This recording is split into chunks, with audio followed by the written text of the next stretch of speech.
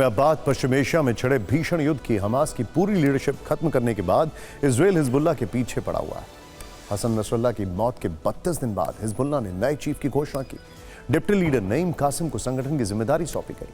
ताजपोशी के बाद ही नईम कासिम ने नेतन्याहू को ललकारते हुए कहा कि हमने नेतन्याहू के घर पर हमला किया था, इस हमले में वो बच गए, लेकिन ज्यादा दिन नहीं बचेंगे। नईम कासिम ने कहा कि शायद कोई इजरायली ही नेतन्याहू की हत्या करेगा।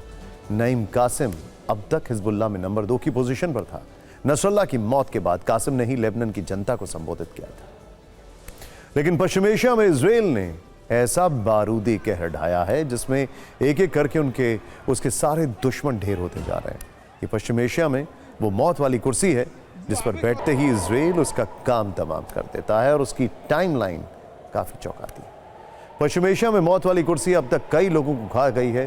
यहां मौत की कुर्सी का मतलब है इजराइल के दुश्मन संगठनों के शीर्ष पद वाली कुर्सी। इजराइल ने 31 जुलाई को हमास के चीफ इस्माइल हानिया को मौत के घाट उतारा। इस्माइल हानिया ने ही 7 अक्टूबर 2023 को इजराइल में हमला किया था, जिसमें 1200 से ज्यादा बेगुनाह मारे गए। इसके बाद याह्या सिनवार को नया हमास चीफ बनाया गया। वो इस मौत वाली कुर्सी पर बैठा, लेकिन ज्यादा दिन जिंदा नहीं बचा। 16 अक्टूबर को इजराइल ने याह्या सिनवार को राफा में ढेर कर दिया, यानी मौत वाली कुर्सी सिनवार की काल भी बन गई। तो वहीं मौत वाली कुर्सी हिजबुल्लाह का भी काल बन रही है।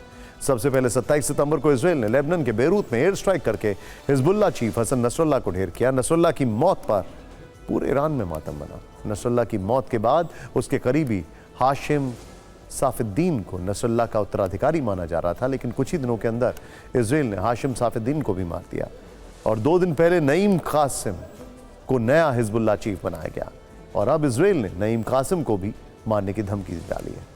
इजराइल के रक्षा मंत्री योव गैलेंट ने कहा कि नईम कासिम लंबे वक्त तक जिंदा नहीं रहेगा, यानी गाजा हो या लेबनान, इजराइल के दुश्मनों की जैसे ही नई कुर्सी पर ताजपोशी होती है, इजराइल के बम, ड्रोन और मिसाइलें उसका काल बन जाती है। इजराइल अब भी शांत नहीं बैठा।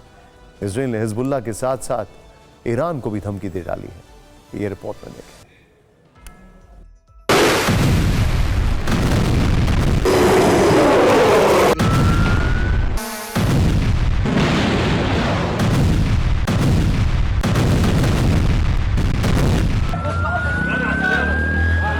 हिजबुल्लाह में इजराइल का खौफ इतना है कि उसे हसन नसरुल्लाह के मारे जाने के बाद नए हिजबुल्लाह चीफ के नाम का ऐलान करने में 32 दिन लग गए। 32 दिन बाद जैसे ही नईम कासिम को हिजबुल्लाह का नया लीडर चुना गया, इजराइल ने मौत की धमकी देने में जरा भी देर नहीं की। इजराइल के प्रधानमंत्री बेंजामिन नेतन्याहू ने कहा, हिजबुल्लाह का नया कमांडर ज्यादा दिन नहीं रहने वाला है। अगर कासिम भी अपने पुराने लीडर्स के रास्ते पर चला तो वो हिजबुल्लाह के इतिहास में सबसे कम दिन चीफ रहने वाला व्यक्ति होगा।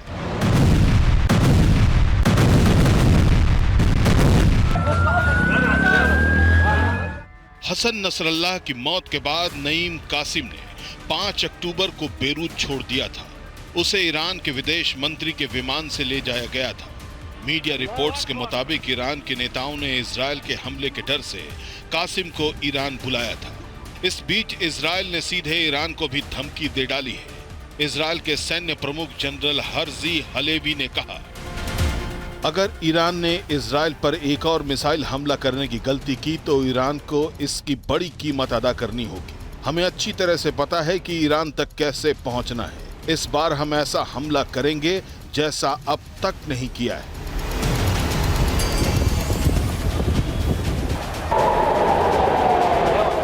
ठीक 4 दिन पहले इजराइल ने ईरान पर सबसे बड़ा एयर अटैक किया था। सैटेलाइट तस्वीरों से दावा किया जा रहा है कि इजराइल ने ईरान के न्यूक्लियर ठिकानों पर हमला किया था, लेकिन खबर यह भी है कि इजराइल के हमलों में ईरान को रूस से मिले S-300 एयर डिफेंस सिस्टम को भी नुकसान पहुंचा है।